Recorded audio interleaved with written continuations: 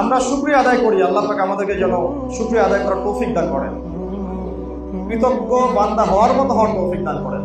আল্লাহ পাক কিন্তু বলেছেন, এই শেষের দিকে আছে, শেষের 10 পারার মধ্যেই, যে আমার ওয়াকালিলুম মিন ইবাদিয়াশ শাকুর, আমার শুকরগুজার বান্দা যারা, এদের সংখ্যা আসলে কম, নিতান্তই কম।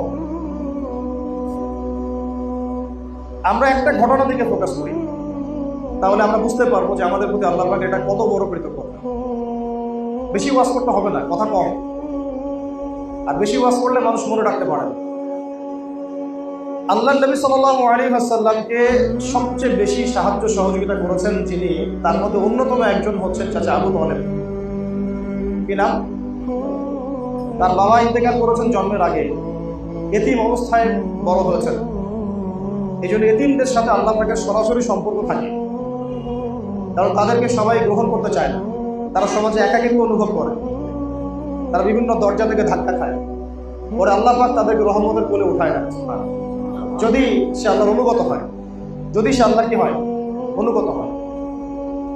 আল্লাহ পাক নবী মুহাম্মদ সাল্লাল্লাহু আলাইহি ওয়াসাল্লামকে মনের কষ্টের সময় বলেছেন, আলাম ইয়াজিদকা ইয়াতীমান ফাআওয়া, আমি কি তোমাকে এতিম অবস্থায় পাই নাই? আমি কি তোমাকে এতিম অবস্থায় পাইনি? তারপরে কি তোমাকে আমি প্রতিপালন করিনি? ওয়াজাদাকা দাল্লান ফাহাদা ওয়াজাদাকা আইলান ফাআগনা। শেষে আল্লাহ সূরা শেষে কি বলেছেন? ফাআম্মাল ইয়াতীমা ফালা তাকহার, তুমি এতিম অবস্থায় ছিলে, আমি তোমার উপর এগুলো নিয়ামত দিয়েছি, অতএব তুমি এতিমদের প্রতি আর কঠোর হয়ো না, তুমি এতিমদের প্রতি কি হয় না, কঠোর হয়ো না। ওয়াম্মাস সাইলা ফালা তানহার, কেউ যদি হাত পাতে চায়, হাতটাকে খালি ফিরায় দিও না। আল্লাহ নবী কারো হাত খালি ফিরাই দিয়েছেন কখনো? কোনোদিনও না।